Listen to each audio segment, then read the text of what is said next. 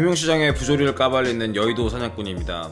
평생 장사하며 모은 돈 수억 원을 홍콩 ELS 상품에 투자해 반토막 났다는 사연을 들어보셨나요? 오늘은 이번 홍콩 ELS 사태를 통해서 꼭 바로잡아야 하는 금융회사의 잘못된 영업 관행을 소개해드리고자 하니 꼭 한번 들어보시기 바랍니다. 이번 홍콩 ELS 사태에서 가장 큰 문제는 무엇이라고 생각하시나요? 저는 ELS 사태 피해자들이 고수익을 쫓아 위험한 투자를 하고자 했던 사람이 아니라 대부분 은행에서 안전한 투자를 하고자 했던 사람들이었다는 점이 가장 문제라고 생각합니다. 투자에는 늘 손실 위험이 따르기 때문에 스스로 높은 수익을 위해 위험을 감수한 투자자가 손실을 보는 일은 기본적으로는 문제라고 할 수가 없습니다. 그렇지만 이번 사태에서는 안전한 투자를 원하는 사람들이 위험한 금융상품에 투자하여 원금이 반토막난 상황이기 때문에 매우 큰 문제라고 할 수 있습니다. 왜 이런 일이 생긴 걸까요? 그 이유는 은행에서 고객에게 ELS 상품을 안전하다고 하면서 권유했기 때문입니다. 이런 권유 행위가 무엇이 문제인지 간단하게 설명드리겠습니다. 첫째로 ELS 상품은 안전한 상품이 아닙니다. 먼저 ELS 상품을 쉽게 설명드리면 상품 만기 시 지수가 가입 시점에 비해 50% 이하로 떨어지지 않는다면 5%에서 6%대의 나름의 고금리를 누릴 수 있는 반면에 가입 시점에 비해 50% 이하로 떨어졌을 경우에는 원금 손실이 50% 이상 발생할 수 있는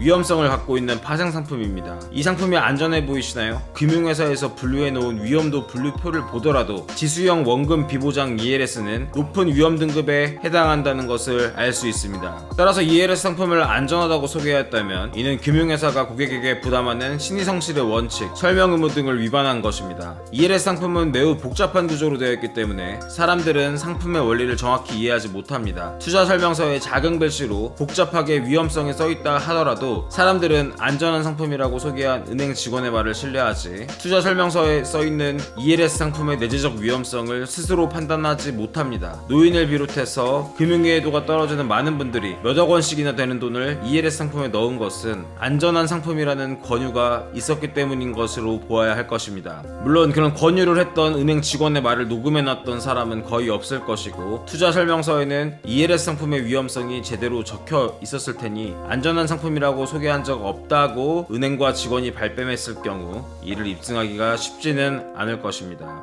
은행이나 증권사 같은 금융회사는 고객에게 적합한 금융상품만을 추천할 수 있습니다. 이를 적합성의 원칙이라고 합니다. 은퇴 후 노후를 준비해야 하는 사람이 위험한 투자로 모은 돈을 전부 날려버린다면 되돌릴 수 없는 큰 문제가 생기겠죠. 따라서 금융소비자보호법은 금융회사가 고객의 투자 목적, 재산 상황, 투자 경험 등을 확인해서 그에 맞는 상품을 추천해야 한다는 것을 법으로 규정하고 있습니다. 그런데 이번 홍콩 ELS 사태에서는 어떤 방식으로 권유가 이루어졌을까요? 오마이뉴스에 나온 기사로 소개해드리겠습니다. 국민은행의 A과장은 고객 정씨에게 안전하고 이자율도 높은 ELS 상품이 있으니 가입해보라고 먼저 권유를 하였다고 합니다. A과장의 말을 믿고 안전하고 이자도 높은데 안 할 이유가 없다고 생각하고 알겠다고 했겠죠. 그러자 A과장은 VIP실로 정씨를 데려간 뒤 고위험 성향이 나올 수 있도록 모범답안을 알려줬다고 합니다. 즉 원래는 고위험 성향의 투자자인지 저위험 성향의 투자자인지를 먼저 확인한 뒤 그에 맞는 상품을 판매해야 하는데 먼저 위험한 상품을 안전하다고 소개한 뒤 그 상품에 가입하기 위한 조건을 알려주는 것이죠. 이건 당연히 적합성의 원칙을 위반한 것입니다. 그러나 금융소비자 정씨는 안전하고 이자율도 높은 ELS 상품이 있으니 가입해보라고 권유받은 내용은 녹음해두지 않았을 것이고 은행에서도 그 내용을 녹음하지 않았을 것이므로 은행이 적합성의 원칙을 위반한 것이라는 점을 증명하기가 어렵습니다. 오히려 은행에서는 고객이 상품 가입 과정에서 작성하게 되는 원금 손실 위험이 발생할 수 있다는 사실이 들었지요? 라는 문항에 네 라고 기재하고 서명한 것, ELS 상품 가입을 위해 알려주는 대로 작성했던 투자자 성향 확인서 등을 근거로 이 고객은 원금 손실이 생길 수 있다는 것을 잘 알고도 본인이 원해서 투자를 진행한 것이다 라고 주장할 가능성이 높습니다. 금융상품은 투자자 정보 확인, 적합한 상품 권유, 계약 체결 순서로 판매되어야 되지만 먼저 ELS 상품 권유,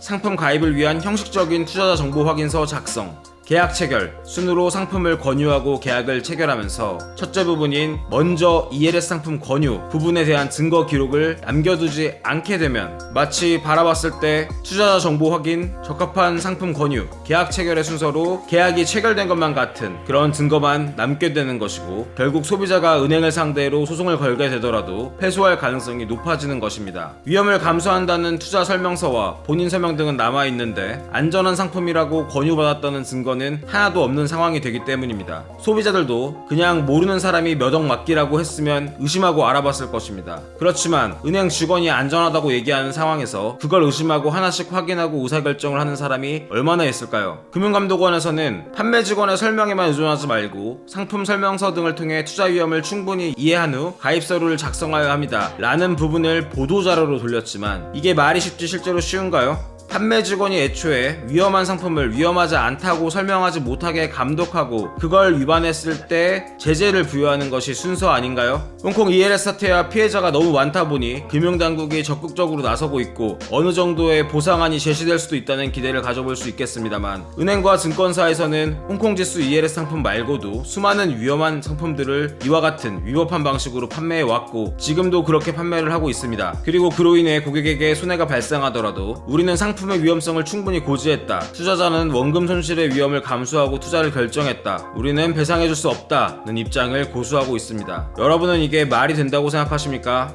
홍콩지수 ELS 사태를 통해 배상안을 마련하는 것도 물론 중요합니다만 이런 잘못된 판매 관행을 고치는 것은 더욱 중요합니다. 라임 사태 기억하시죠? 라임 사태로 난리가 나서 고객에게 손해를 배상하고 있던 그 시기에도 홍콩지수 ELS 상품을 계속 판매하고 있었다는 점을 보더라도 배상이 전부가 아니라는 것을 알 수 있습니다. 이건 결과적으로 손해가 났기 때문에 문제인 것이 아니고요. 판매하는 과정 자체가 정말 사기꾼에 가까운 범죄다. 이렇게 보시는 것이 맞을 것 같습니다. 앞으로도 홍콩 ELS 사태를 비롯해서 금융기관에서 자행하고 있는 여러 부조리들을 하나씩 설명해 드릴 테니까요. 많은 관심 부탁드립니다. 감사합니다.